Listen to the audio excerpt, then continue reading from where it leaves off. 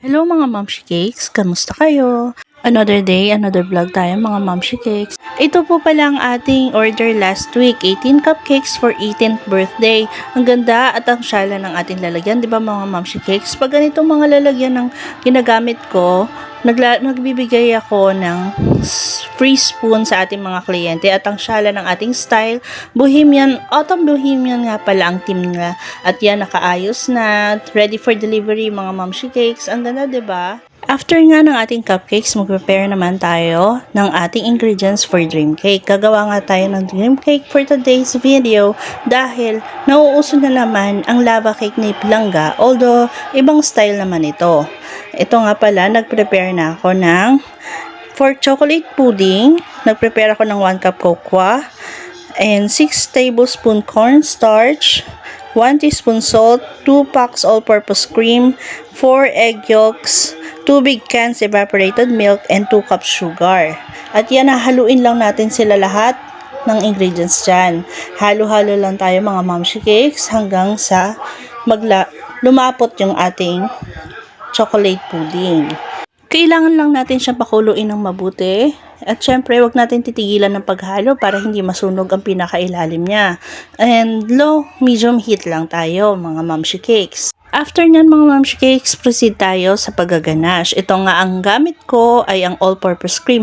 Depende sa inyo kung anong gusto nyong gamitin na brand. And wala namang kaso yon. Pero, syempre, depende na lang sa price ang gagamitin yung mga ingredients. Kailangan pa rin natin talagang mag-costing mga Momshi Cakes, lalo na sa grabing mahal na mga bilihin ngayon. At ito nga, nag-double broiler na ako. At flex ko na rin pala ang aking super choco moist cake. O, diba? Ang ganda niya mga Momshi Cakes. At kumikinang-kinang pa. Yan din ang gagamitin natin sa ating dream cake. At ito, inayos ko na. Syempre mga moms, huwag natin kalimutan maglagay ng sugar, syrup, para moist pa rin ang ating mga cakes. At ilalagay natin kasunod ang ganache. Then, sunod naman ang chocolate pudding. Medyo kapalan natin yung ating chocolate pudding ng kaunti. Syempre, di ba, mas maganda naman yung lasang-lasa talaga ang ating chocolate pudding. Napakasarap niyan mga moms, walang biro. And then, after nun, ganache ulit. After ng ganache, konting ganache lang. After ng ganache, yung melted chocolate na. And then, after nyan, ito na ang ating cocoa powder. Ayan. Tinatry ko na nga. Maririnig nyo yung pagtuktok niyan, promise. Nag-voice over lang talaga ako, kaya hindi masyadong rinig dito sa ating video. Makikita nyo rin yan sa aking reels. In-upload ko ata to. Ayan, di ba? Naging makakalimutin na agad ang Momshi Cakes nyo.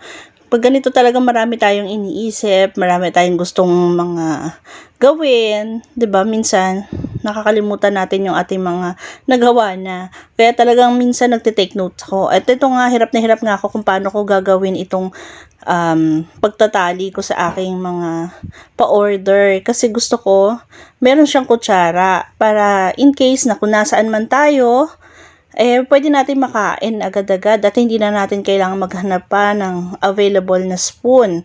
Kumbaga, ready to eat na tayo. I mean, ready to eat na ang ating mga pa-order. Kaloka kung ano-ano mga pinagsasabi ko kahit tanghaling tapat. At ito na nga, na-figure out ko rin kung paano ko ilalagay ating mga spoon. At para hindi na rin malaglag ang ating mga spoon, mga Momshi Cakes.